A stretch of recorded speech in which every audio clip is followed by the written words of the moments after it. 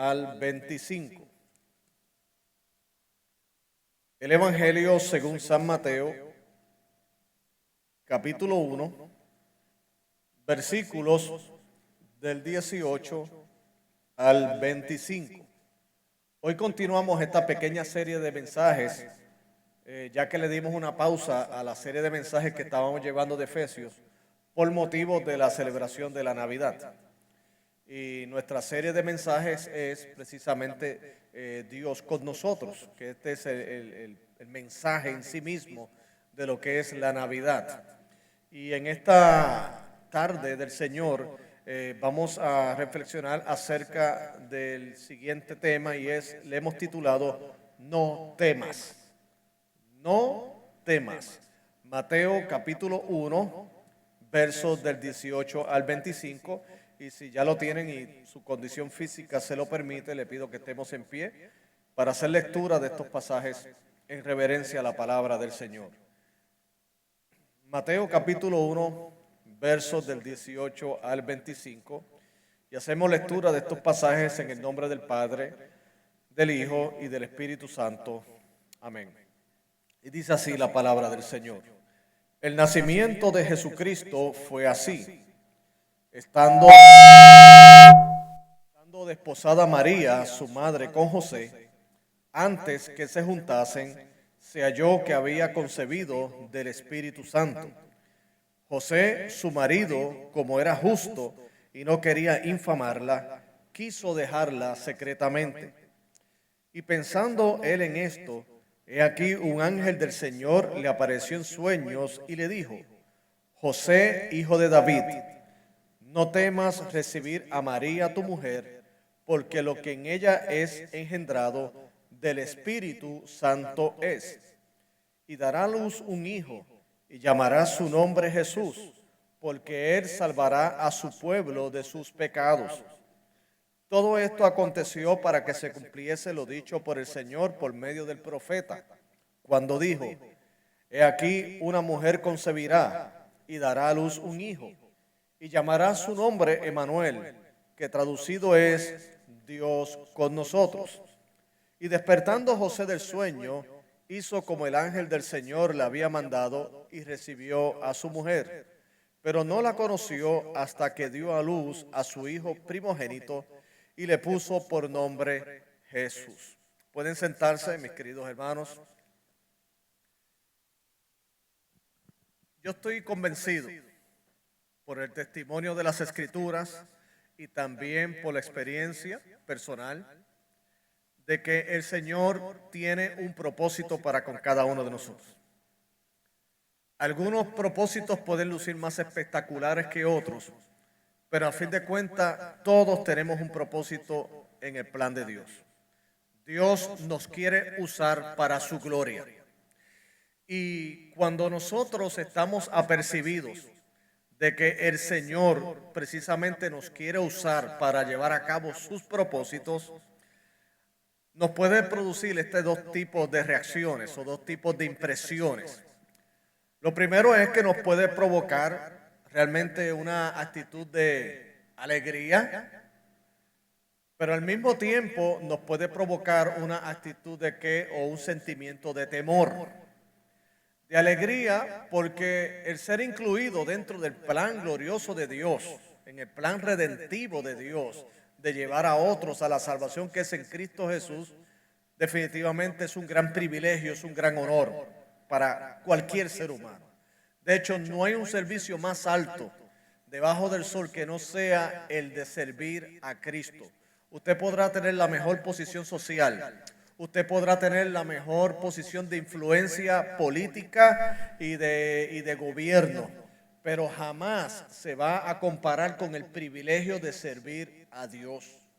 ¿Por qué? Porque estamos precisamente sirviendo a aquel que creó los cielos y la tierra, aquel que no tiene la necesidad de usarnos puesto que Él es todopoderoso.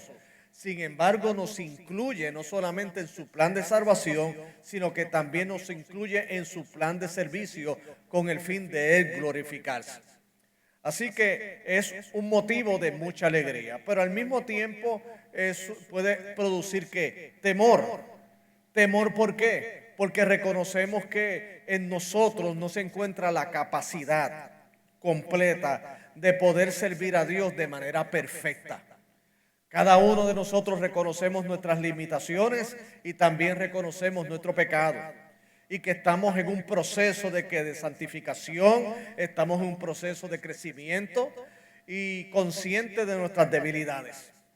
Y por ese motivo puede ser razón de temor, pero también razón de temor porque no sabemos las implicaciones de poder del servicio que le tenemos a Cristo. Y qué bueno, mis queridos hermanos, que podamos tener esas impresiones, tanto de alegría como de temor, porque hoy día algunos toman muy livianamente lo que es el llamado de Dios. Algunos piensan que estar en el servicio a Dios, y utilizo aquí un lenguaje más de la juventud, en el aspecto de que piensan que esto es muy cool o que esto es muy divertido, ¿verdad que sí? Están tomando muy livianamente el servicio a Dios porque la imagen que ellos tienen de la iglesia es una iglesia pues llena de luces, es una iglesia donde se goza de estatus de popularidad, es una iglesia donde se va a divertir, pero no se piensa que ciertamente pueden estar esas cosas presentes, pero el evangelio es algo muy serio. El evangelio tiene que ver con vida o muerte espiritual. El evangelio tiene que ver con que pecadores vengan al arrepentimiento y tiene que ver con que en el cumplimiento de esa misión el enemigo de las almas se va a oponer y que vamos a tener muchas pruebas y que vamos a tener muchos retos e inclusive algunas aflicciones por motivo del mensaje y del que representamos, que es Cristo Jesús. Pero tenemos la confianza de, como bien dijo Jesucristo, en el mundo podrás tener aflicción, pero que confiemos porque Él ha vencido ¿qué? El mundo. Estoy hablando de todo esto del servicio y del plan de Dios porque en el pasaje que nos vamos a reflexionar en esta tarde, precisamente en la historia de la Natividad, hoy el personaje que tenemos ante nuestra consideración es uno que yo creo que no ha sido valorizado completamente. Es algo que es un personaje que dentro de la historia de la Natividad no se le ha dado un lugar. Y me refiero a la persona de José. Me refiero a la persona del papá adoptivo, si podemos llamarlo, de Jesucristo, del esposo de María. Cuando hablamos de las estampas que tienen que ver con la Natividad, podemos a lo mejor apreciar a José, pero José siempre ocupa un lugar pasivo dentro de la celebración navideña. Se le presenta al lado del pesebre, pero nadie hace mención de él. Inclusive el protagonismo en términos de personajes, porque el gran protagonista de todo esto es Dios. Es Dios el que está operando esto. Pero dentro de esos personajes está María, la madre de Jesús, que tiene un lugar muy importante. Y de hecho el Evangelio de Lucas toma en este caso el personaje de María para llevar a cabo la historia de todo este origen del nacimiento de Cristo en la tierra y de su vida en la niñez y luego su posterior desarrollo en la cruz. Pero el Evangelio de Mateo le da en este caso lo que yo digo como honor y propósito al papel que jugó José dentro de esta historia de redención. Porque como le dije, es un personaje que no ha sido reconocido en la magnitud que realmente se debe tener. ¿Y por qué digo esto? Porque mi hermano y mi hermana, José cumplió un papel muy importante. Y aquí, como lo pudimos apreciar en el Evangelio de Mateo, primeramente el Evangelio de Mateo va dirigido a los judíos. Y va dirigido para probar que precisamente el Mesías que fue anticipado en el Antiguo Testamento tuvo su cumplimiento en la persona de nuestro Señor y Salvador Jesucristo. O sea, Mateo tenía en mente que los judíos comprendieran a cabalidad que Jesucristo era el que ha de venir. Tristemente, muchos judíos todavía están con el velo en sus ojos y no comprenden que Jesucristo es el Señor. Todavía están esperando a otro Mesías. Pero muchos otros también han venido a los pies de Jesucristo. Ese velo ha sido quitado de sus ojos. Entonces, comienza aquí con una genealogía en el capítulo 1 que de hecho muchos cuando hacen lectura del Evangelio de Mateo, la tendencia es omitir esta genealogía y es un error porque esta genealogía nos da una información muy importante acerca de el origen, en este caso en el aspecto del parentesco, del linaje de Jesucristo según la carne, y eso es muy importante. Y dentro de esa genealogía, pues entonces tenemos también que a José. O sea, José fue un hombre escogido por Dios. Fue una persona que le tocó jugar un papel muy importante dentro de la redención. Y posiblemente es un papel que muchos de nosotros no hubiéramos querido vernos en esa situación. ¿Usted sabe por qué? Porque primeramente estamos hablando de que José estaba en una relación con María, una doncella, una mujer mansa, una joven virgen. Ellos eran personas del pueblo, en el término de que socialmente no eran personas de gran influencia, porque el Señor siempre se ha glorificado en escoger y en llamar a las personas comunes y corrientes para lograr propósitos extraordinarios. O sea, Dios no escogió a Egipto como nación para que naciera Jesucristo. Sí lo escogió para que lo protegiera del edicto del emperador de la muerte de los primogénitos, pero no fue el lugar que fue escogido por el Señor para que naciera, en este caso Jesucristo, sino que Dios escogió un lugar tan humilde como Belén, un lugar inclusive dentro de Belén que fuera un pesebre para que diera lugar al nacimiento de lo más grande de la historia, que es Jesucristo nuestro Señor. En todas las escrituras apreciamos esta manera de operar, de proceder de Dios, escogiendo a personas humildes, escogiendo a personas que entre el mundo no son estimados como poderosos para hacer una obra que es extraordinaria. Y en esto hago un paréntesis, mis queridos hermanos. Por eso, independientemente de su nivel de educación académica, independientemente de su edad, independientemente de su origen étnico, déjeme decirle, usted en las manos de Dios es de gran valor. Y usted no tiene ni la más mínima idea de lo que Dios es capaz de hacer a través de usted. Porque Dios es experto de hacer cosas extraordinarias con personas ordinarias como usted y como yo. Amén.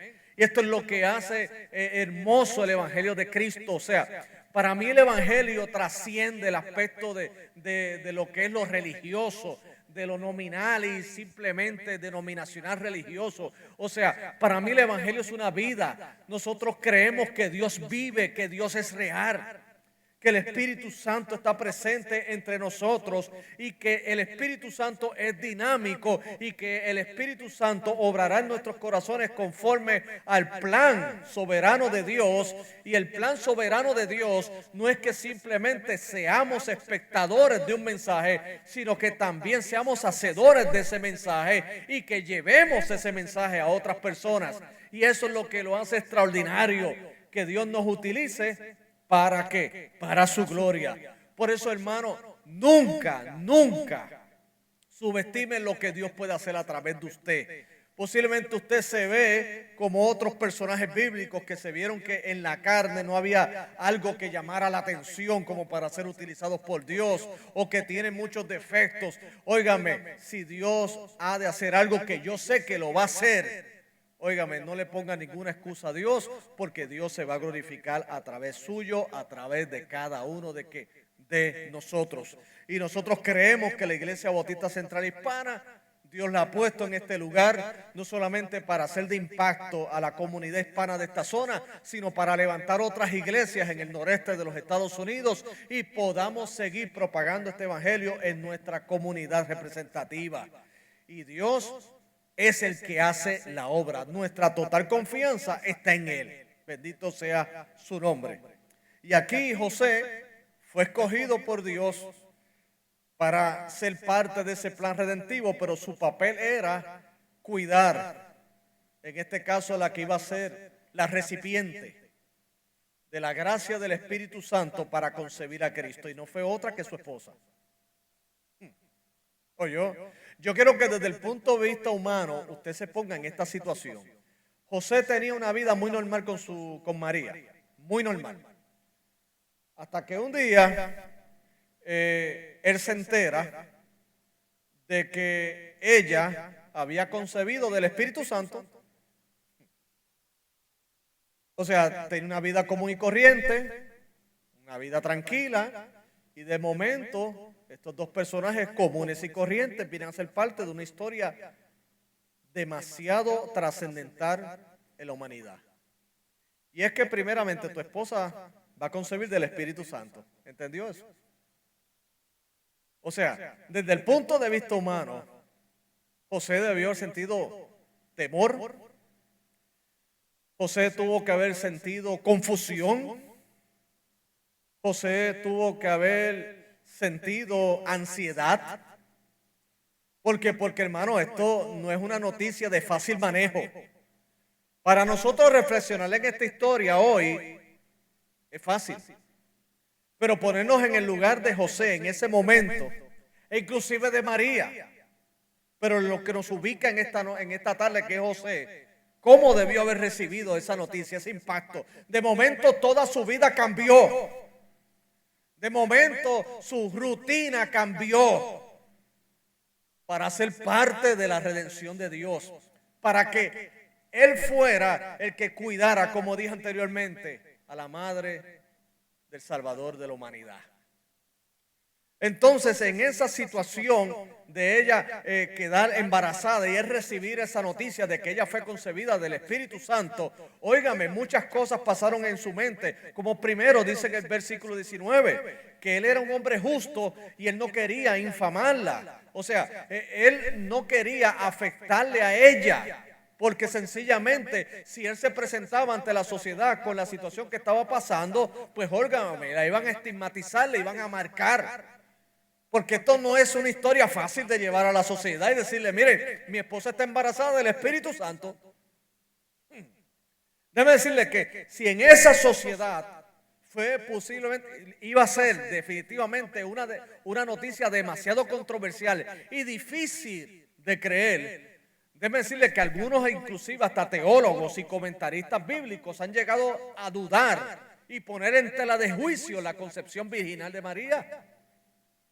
Porque inclusive han dicho, no, que esto, algunos llamados teólogos liberales han sostenido que eso no fue el Espíritu Santo el que embarazó, en este caso hizo concebir a María, sino que sencillamente eso pudo haber sido, entre las teorías que ellos dicen, que hubo un centurión llamado Gabriel, que fue ese hombre el que tuvo una relación con María y que eso fue el resultado de una relación ilícita, de lo cual José encubrió para no hacerle daño.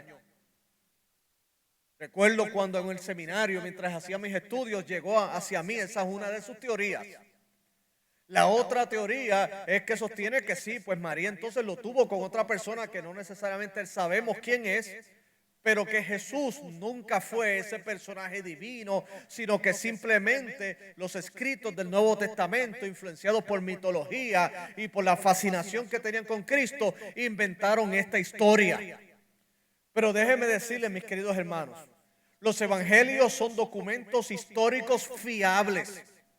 Estos no son mitos, estos no son leyendas. Esta no solamente es la palabra de Dios, sino que precisamente estas genealogías y todos estos eventos donde ponen personajes históricos involucrados en esta historia confirman la veracidad de cada uno de estos hechos. Y aunque para nuestra mente finita resulte en ocasiones difícil de aceptar actos sobrenaturales como el que tenemos aquí, tenemos que aceptarlo sencillamente porque quien lo llevó a cabo se llama Dios. Y para Dios no hay nada imposible. O sea, para Dios, Dios siendo Dios, mis queridos hermanos, no solamente podía hacer concebir a una virgen, sino que hizo cosas mucho más grandes como crear la naturaleza, hacer la creación de la nada. Porque este mundo en el que nosotros vivimos fue creado de la nada. Dice la Escritura que todo esto fue por la palabra de Dios, que Dios dijo y fue hecho. La tierra no fue hecha por materiales preexistentes, sino de la nada, como se dice en latín, ex nihilo. Y entonces de esa nada vino y creó los cielos y la tierra, y a nosotros del polvo de la tierra nos hizo a su imagen y semejanza. y a nuestra esposa, nuestra ayuda idónea, dice la Escritura, de la costilla de él, y luego de allí toda la humanidad. Si Dios pudo y lo hizo con su palabra crear todo de la nada, ¿cómo no pudo haber hecho concebir a una virgen para cumplir sus propósitos, mis queridos hermanos? Aquí el problema entonces es que no hay fe para creer quién es Dios y no hay la suficientemente humildad para reconocer que Él es el Señor de todas las cosas. Y aquí José recibió esa noticia y pudo haber sido gran controversia, pero sin embargo vemos el cuidado que el Señor tuvo con José, porque dice en el verso 20 que mientras él pensaba en estas cosas, un ángel del Señor le apareció en sueños y le dijo: José, hijo de David, no temas recibir a María tu mujer, porque lo que en ella es engendrado del Espíritu Santo es. Y darás a luz un hijo y llamarás su nombre Jesús, porque él salvará a su pueblo de sus pecados.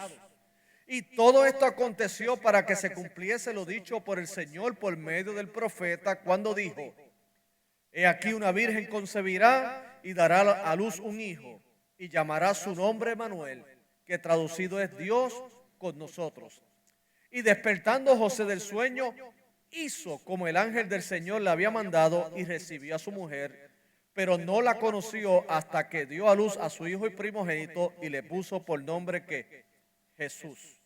Entonces, ¿qué aprendemos de esta historia, mis queridos hermanos?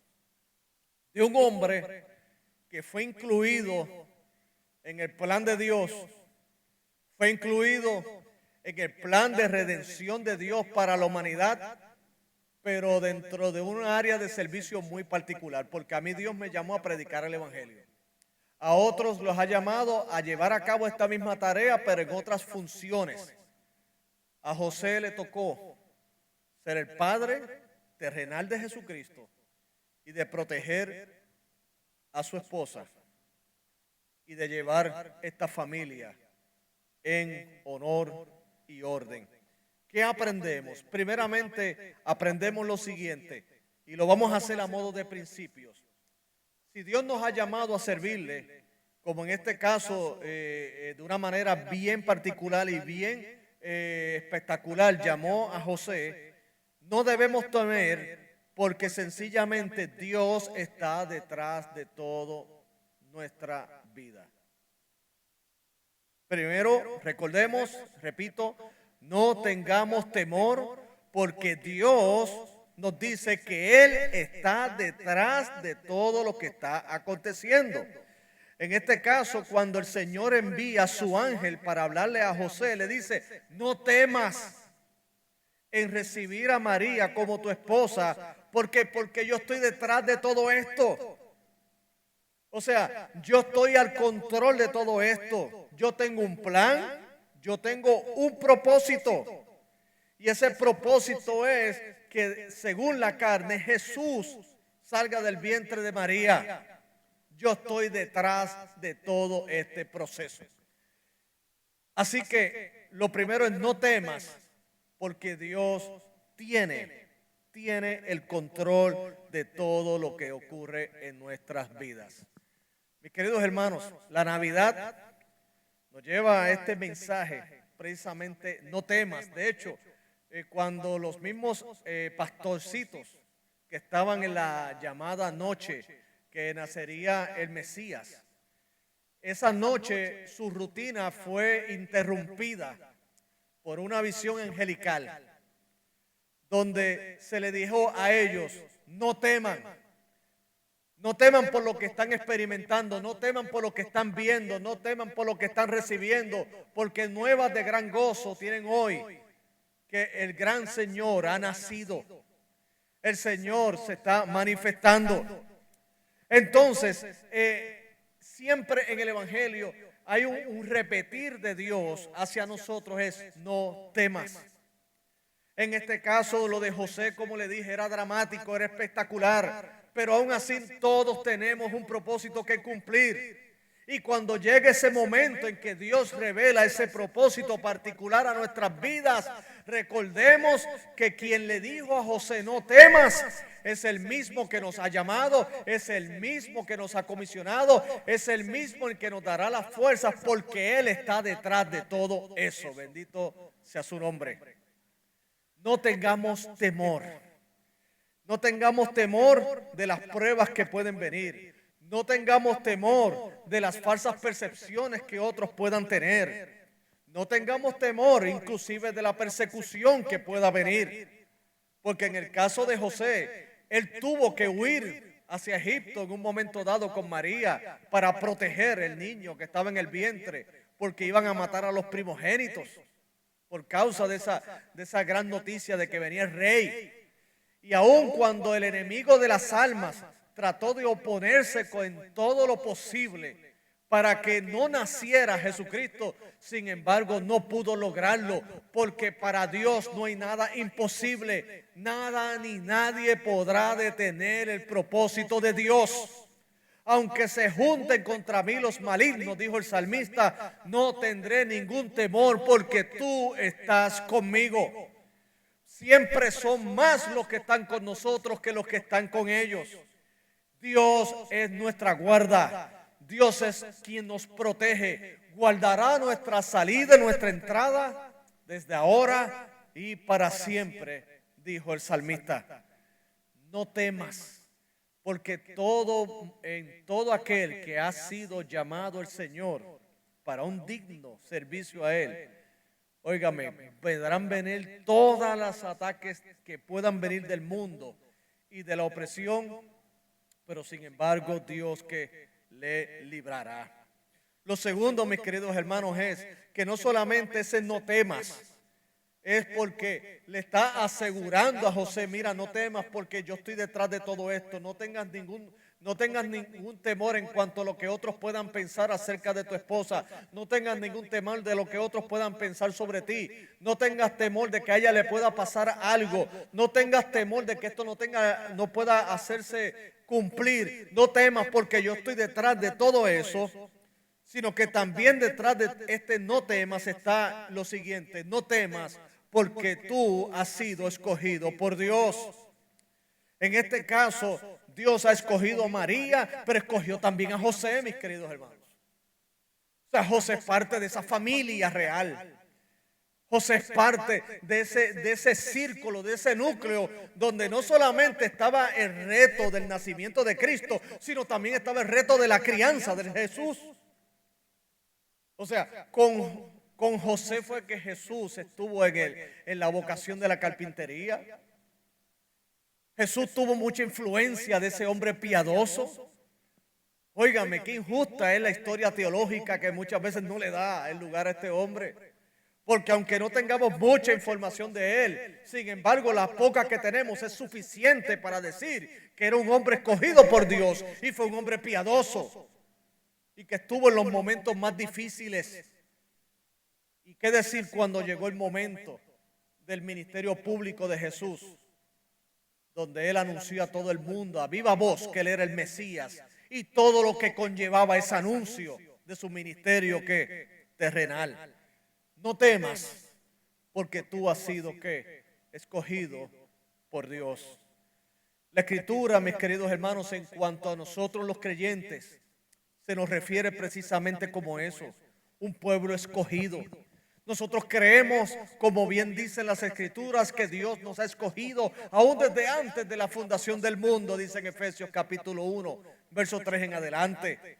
Somos el pueblo escogido por Dios, la nación santa, para anunciar las virtudes de aquel que nos llamó de las tinieblas a su luz que admirable.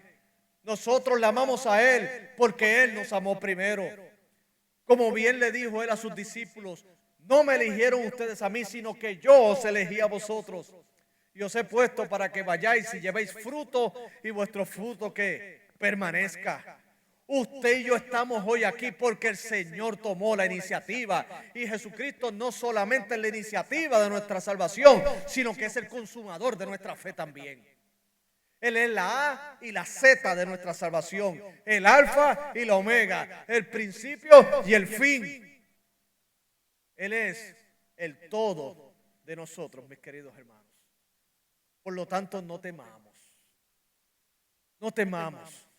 Óigame, si el mundo hiciera reflexión en la historia real de lo que es la Navidad, óigame, hubiera realmente un motivo de celebración mucho más reverente y mucho más serio del que tenemos.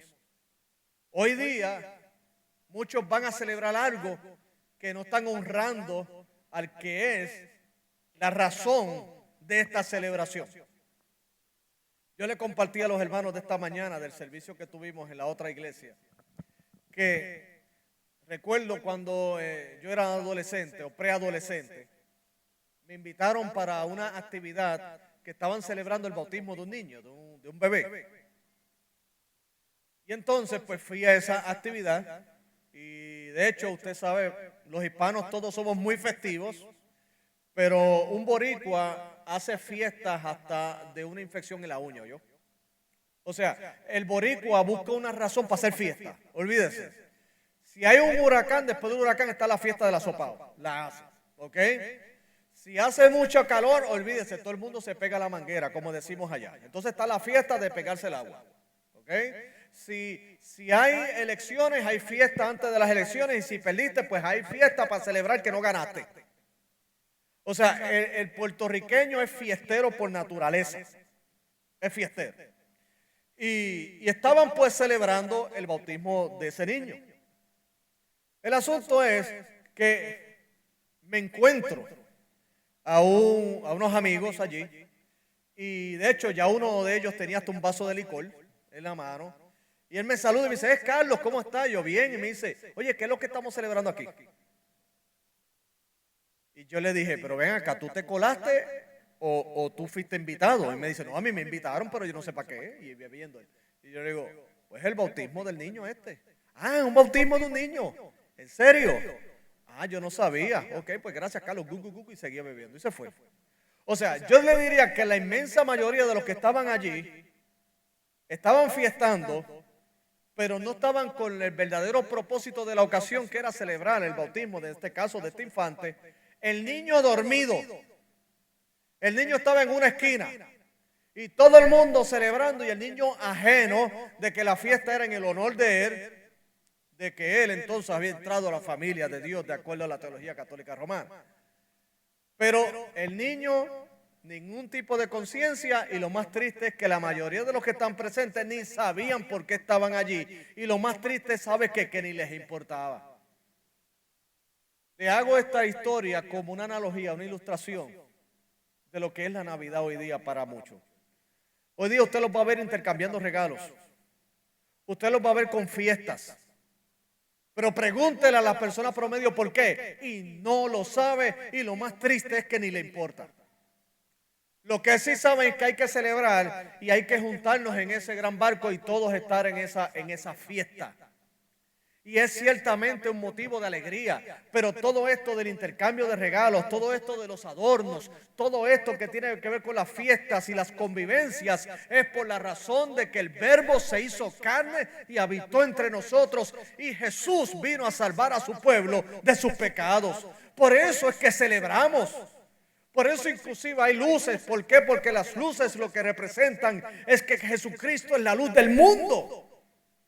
Por si usted no lo sabía, ese es el acto simbólico de las luces.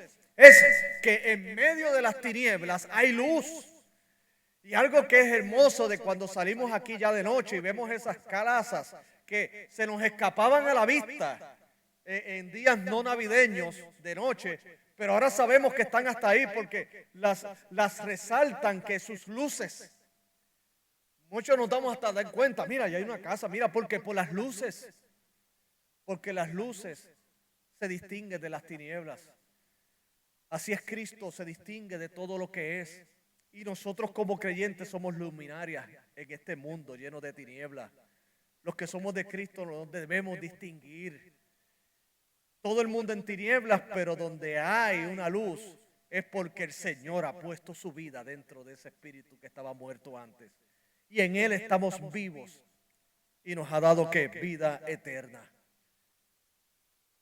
A José se le dijo, no temas, porque yo estoy detrás de todo esto, José. Segundo, no temas, porque yo te he escogido. Y por último, y no menos importante, no temas. ¿Sabes por qué, José? Porque Emanuel está con nosotros. Gloria a Dios. Emanuel. En otras palabras es, ¿sabes qué, José? Ya se acabó la espera. Profetizado por siglos. Anticipado. Se acabó la espera. Va a ser a través de tu familia. Va a ser controversial. Pero ¿sabes qué? Está Dios con nosotros. El Emanuel anticipado en el libro de Isaías, Dios con nosotros, está ya aquí. Y mis queridos hermanos, nosotros ya estamos en este otro lado de la cruz. En este lado de la cruz donde ya Cristo nació, donde ya Cristo murió en la cruz, donde ya Cristo resucitó. Ahora nosotros estamos en la espera de su segunda venida. Ese es el tiempo que nos ha tocado vivir. Y de la misma manera que aunque tardó siglos desde la primera profecía mesiánica hasta su cumplimiento, así también han pasado siglos para el cumplimiento de su segunda venida, pero Él vendrá por segunda vez. Claro que no vendrá como la primera, no vendrá como el siervo sufriente, no va a venir como aquel cabalgando un pollino hijo de asna como lo hizo en la entrada triunfal de Jerusalén, sino que vendrá cabalgando un caballo que representa su autoridad y dice que tendrá esta inscripción: Rey de Reyes y Señor de Señores. Y vendrá por segunda vez a buscar a su iglesia. Y vendrá por segunda vez a establecer la justicia en el mundo. Y vendrá por segunda vez para restaurar todas las cosas de manera definitiva. Y entonces estaremos en la presencia de Dios sin los obstáculos de este cuerpo pecaminoso carnal, porque seremos transformados. No tendremos el obstáculo de Satanás y los demonios, porque definitivamente serán lanzados una vez y para siempre. Estaremos amando a Dios con un amor perfecto. Estaremos adorando a Dios de una manera perfecta, porque todo lo que nos impedía amarlo como Él merece va a ser quitado. Nosotros estamos ante esa anticipación. Y por ese motivo, el Señor nos dice: no teman, remanente mío. No teman. La vida parece fuerte. La vida se complica. Pero no teman, porque yo estoy con ustedes todos los días hasta el fin del mundo. No teman, porque la venida de nuestro Dios está cercana. No teman. ¿Por qué? Porque yo estoy detrás del propósito que tengo para con ustedes. No teman, porque yo los he escogido. Y no teman, porque Emanuel, Dios con nosotros, está entre nosotros. Hoy Jesucristo no está físicamente, pero nos dejó al Espíritu de Dios, el Espíritu Santo de Dios, que está presente en medio de esta iglesia. La razón por qué hay una iglesia aquí en Randall, New Jersey, es porque el Espíritu Santo está en medio nuestro. Y el Espíritu Santo sigue dando convencimiento. El Espíritu Santo sigue llamando. Sigue conmoviendo los corazones por medio de la predicación del Evangelio, y toma ese corazón de piedra y lo forma uno de carne y lo lleva irresistiblemente a los pies de donde deben estar, a los pies del Salvador, de Jesucristo. Y en esta Navidad, mis queridos hermanos, qué mensaje lindo. No temas. ¿Usted sabe por qué? Porque nada hay imposible para Dios. Aquel que hizo concebir una virgen, aquel que hizo todo de la nada, no solamente nos llevó a nosotros los pecadores, que estábamos también en la misma condición de muchos, ajenos a Dios y ciegos, espiritualmente hablando, muertos, y nos revivió y nos llevó irresistiblemente a sus pies, es el mismo que también ha de operar en aquellos seres queridos, en aquellas amistades, que humanamente hablando uno dice, wow, qué difícil es que ellos se conviertan. La palabra correcta podrá ser humanamente difícil, pero no imposible para Dios. Porque si Dios nos transformó a nosotros, puede hacerlo con cualquiera. Démosle la gloria a Dios. Vamos a orar. Señor y Padre, gracias te damos en esta linda mañana, en esta linda tarde. Gracias, Dios, por todas las bendiciones que nos has dado, Señor. Y gracias, Señor, por tu palabra.